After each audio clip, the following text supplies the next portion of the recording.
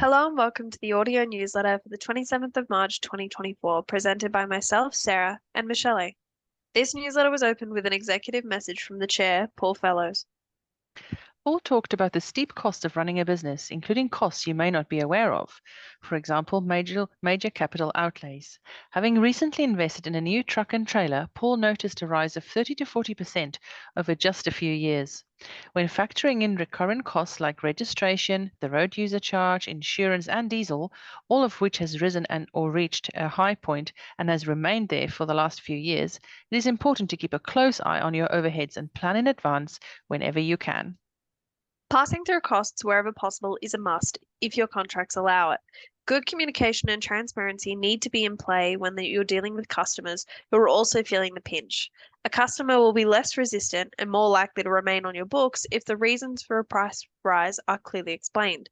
Although NatRoad advisors don't provide financial or legal advice, they can steer you in the right direction and suggest ways to effectively deal with rules and red tape.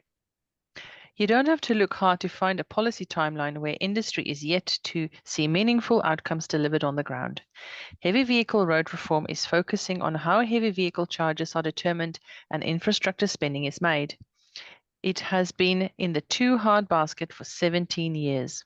For the full timeline and breakdown of the HVRR, check your newsletter.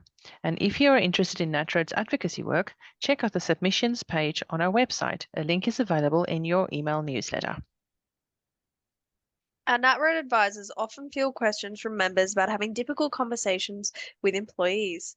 Mastering this skill will help create a work environment where issues can be raised and resolved quickly, respectfully, and professionally. Whether you are addressing performance issues, conflicts, or delivering constructive feedback, approaching conversations with empathy and effective communication is key to finding a resolution. Here are some quick tips from our advisors. A. Preparing for the conversation. Take time to consider how you want to frame the conversation so you can communicate your message clearly while focusing on the issue rather than placing blame. Use specific examples to demonstrate your points. B. Setting up the meeting.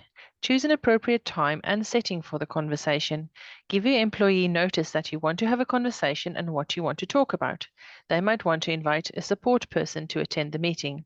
This is important no matter if you're having a conversation with an employee in person or on the phone or online. C. Listen. Active listening will help you navigate conversations successfully. Allow the employee to share their perspective, concerns, and feelings. This demonstrates respect and helps you decide how the issue can be resolved. D. Provide clarity. Be clear about what the agreed resolution and next steps are for you and the employee. In situations such as a performance discussion, you should develop an action plan outlining improvements required. Allow the employee to provide feedback on the plan. And E. After the conversation, document the conversation and send the employee a copy if appropriate. Offer feedback and support.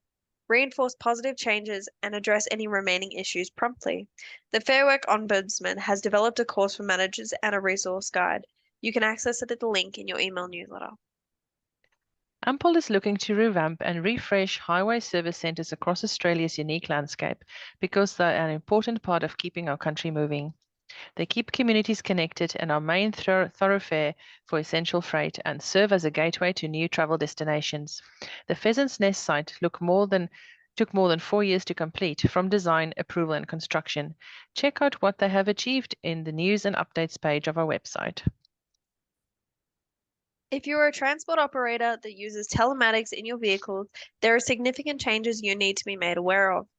In Queensland, performance-based standards vehicles and vehicles operating at higher mass limits in Queensland that are enrolled in IAP and or the interim OBM will be affected by the changes. Eligible vehicles need to transition from the Intelligence Access Program, IAP, to the Telematics Monitoring Application, TMA. Eligible vehicles need to transition from Queensland's interim onboard mass to smart OBM. In New South Wales, performance-based standards vehicles operating under permits in New South Wales, where mass monitoring is currently an agreed condition of road access, will be affected by the changes. Eligible vehicles can choose to remain enrolled in the IAP, but may also need to enroll in the Telematics Monitoring Application, TMA, if they have mass monitoring as a condition of access in their permits. Eligible vehicles need to transition from New South Wales's Interims OBN to Smart OBM. Looking after your physical health is paramount, and yet heavy vehicle drivers in Australia are considering a high-risk population to develop heart disease, type 2 diabetes, obesity, and mental illness. NRSPEP have developed a series of toolbox talks on how to address different aspects of your physical health and safety, including healthy eating, fitness, and fitness for duty. Check out these and more Toolbox Talk fact sheet of packages available for free on the industry resources page. The federal government is so concerned about the shutdown of the 3G mobile network that it has convened a committee of industry experts to help guide it through the process. Members may be aware that Australia's 3 mobile network operators are progressively shutting down their 3G networks and switching to a new technology called Voice over LTE or VoLTE. Older mobile phones and tablets, some FPOS machines, medical devices, and antennas will be affected when 4G or 5G becomes the standard. Vodafone started its phase out in December 2023, Optus begins in September, and after 30 June, devices on the Telstra network will no longer be able to make calls over 3G. These dates may yet change. NatRoad's advice is you ask your telco if your device will be affected. Find the list of numbers of how to get in touch with each telco available in your email newsletter. If you have any queries or questions regarding items discussed in this newsletter, please do not hesitate to contact us on 1-800 272 144 or email info@natroad.com.au. NatRoad would like to thank Prime Creator for sponsoring this newsletter.